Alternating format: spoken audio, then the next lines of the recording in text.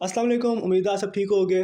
कुछ दिनों पहले मेरी गाड़ी में काफ़ी एक अजीब इशू आया था जो काफ़ी मुश्किल से डायग्नोज हुआ। वो ये कि गाड़ी को जब आप कोल्ड स्टार्ट करो यानी गाड़ी जब ठंडी हो तो 2-3 मिनट गाड़ी ठीक चलेगी, ठीक रहेगी, लेकिन एकदम से गाड़ी मिसिंग शुरू कर देगी और बिल्कुल ही रेस पकड़ना छोड़ देगी, जिससे आप लॉस ऑफ पावर कह सकते हो। मैं आपको दिखाता हूँ किस तरह। अब जैसा कि आप देख सकते हो गाड़ी सेकंड गियर में है और रेस नहीं पकड़ रही। मैंने पेडल पूरा दबाया हुआ है एंड तक, लेकिन गाड़ी का आरपीएम 2 से ऊपर नहीं जा रहा। मैं जो मर्ज़ी कर लूँ, ये कुछ देर ऐसे रहेगी गाड़ी, मैं जितना मर्ज़ी दबाऊँ ये इसी तरह चलेगी गाड़ी 20-40 की स्पीड पे, और कुछ टाइम बाद गाड़ी back to normal second gear में हल्की सी रेस दूँ तो पिक गाड़ी की वापस आ जाएगी, गाड़ी नॉर्मली चलेगी।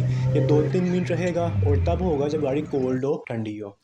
अब सबसे पहले मैकेनिक का डाउट गया फ्यूल पंप की तरफ। अब फ्यूल पंप का प्रेशर कम हो तो ये इशू हो सकता है। इसको चेक करने के लिए सिंपल ये फ्यूल गेज यूज़ होती है, जिसको लगाते हैं गाड़ी के इंजन के पीछे, जहाँ दो पाइप्स आ रहे होते हैं गाड़ी के फ्यूल टैंक से। यानी कि फ्यूल पंप फ्यूल भेजता है फ्यूल टैंक से लेके इंजन की तरफ, वो पाइप उतार के हम वहाँ ये मीटर लगा देंगे और चेक करेंगे कि कितना प्रेशर आ रहा है फ्यूल पंप से। अब ये चेक करना काफ़ी सिंपल है।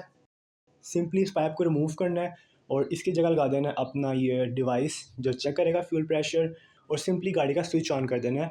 सल्फ या इग्निशन नहीं देनी, और फिर चेक करना है प्रेशर जो कि ऑलमोस्ट 60 psi है, यानी कि बिल्कुल परफेक्ट है हमारा फ्यूल पंप। मीनवाइल हमारा फ्यूल पंप इशू नहीं कर रहा। अब गाड़ी मैकेनिकली तो फिट है, तो इसको अभी OBD2 स्कैनर से स्कैन कर रहे हैं ताकि कोई भी सेंसर इशू कर रहा हो, कोई रीडिंग इनएक्यूरेट हो तो सेंसर को चेंज कर लें। लेकिन अनफॉर्चुनेटली कोई भी एरर कोड ये स्कैनर शो नहीं कर रहा, क्योंकि ऑब्वियसली गाड़ी कोई चेक इंजन लाइट, कोई वार्निंग लाइट नहीं दे रही। तो मीनवाइल हमें मैन्युअली ही चेक करना होगा कि क्या इशू आ रहा है। अभी फ़िलहाल एक और इशू नज़र आया है, वो ये टेम्परेचर सेंसर है जो पीछे से काफ़ी लूज़ है, ऑलमोस्ट आप कह लो टूटा हुआ है पीछे से, और लेकिन चल रहा है फ़िलहाल।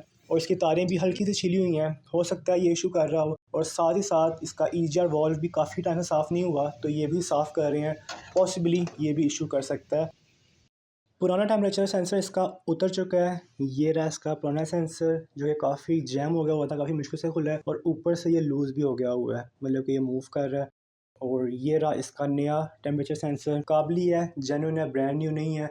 लेकिन अनफॉर्चुनेटली ये करवाने के बाद भी मसला हल नहीं हुआ, गाड़ी फिर मिसिंग कर रही है और गाड़ी फिर रेस छोड़ देती है। तो मीनवाइल ये दोनों चीज़ें भी परफेक्ट है मेरी गाड़ी की।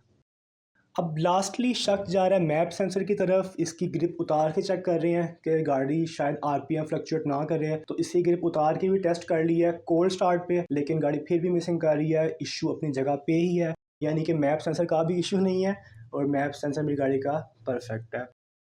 अब एट दिस पॉइंट मैकेनिक भी कंफ्यूज था कि मसला कहाँ हो सकता है, क्योंकि स्पार्क प्लग, कॉयल और सारी मेजर चीज़ें चेक कर ली, कुछ रिप्लेस करके देख ली, लेकिन मसला हल नहीं हुआ। तो खैर घर आके मैंने गाड़ी खुद ही चेक की और रात को मैंने इसके ऑक्सीजन सेंसर की ग्रिप उतार दी। अब नेक्स्ट डे जब मैंने गाड़ी स्टार्ट की तो check engine light, warning light तो शो हो रही होगी क्योंकि ऑब्वियसली सेंसर उतरा हुआ है, लेकिन अनएक्सपेक्टेडली अल्हम्दुलिल्लाह गाड़ी के आरपीएम के इश्यूज़, गाड़ी का आरपीएम फ्लक्चुएट करना और चलते हुए मिसिंग करना, सारे मसले हल हो गए।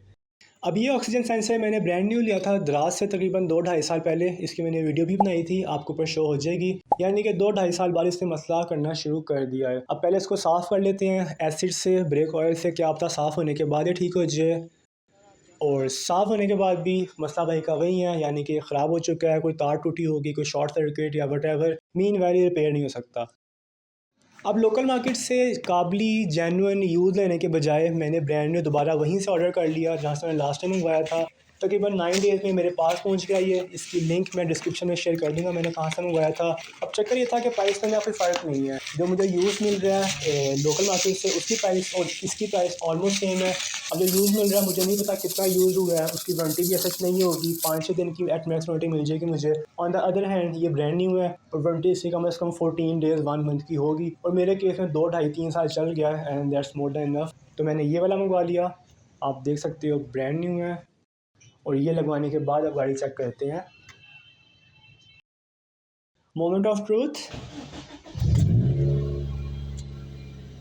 अल्हम्दुलिल्लाह कोई चेक इंजन लाइट नहीं है। अब ये लगवाने के बाद मैंने गाड़ी को काफ़ी टेस्ट किया लॉन्ग रूट पे, गाड़ी के शॉर्ट ट्रिप्स करके, अर्ली मॉर्निंग स्टार्ट करके, कोल्ड स्टार्ट करके, बार बार किसी भी टेस्ट में कहीं भी इसने कोई आरपीएम फ्लक्चुएशन नहीं की, कोई लॉस ऑफ पावर नहीं था, कोई अनस्टेबल आरपीएम नहीं था। मीनवाइल इशू हमारा ऑक्सीजन सेंसर में ही था। और मज़े की बात ये थी, जैसे कि मैंने आपको पहले ही बताया था 2 साल पहले, कि कुछ सेंसर्स ऐसे होते हैं जो ख़राब होने के बाद भी आपको वार्निंग लाइट नहीं देते, जैसा कि आपके सामने इस केस में था। Thanks for watching. अल्लाह हाफ़िज़।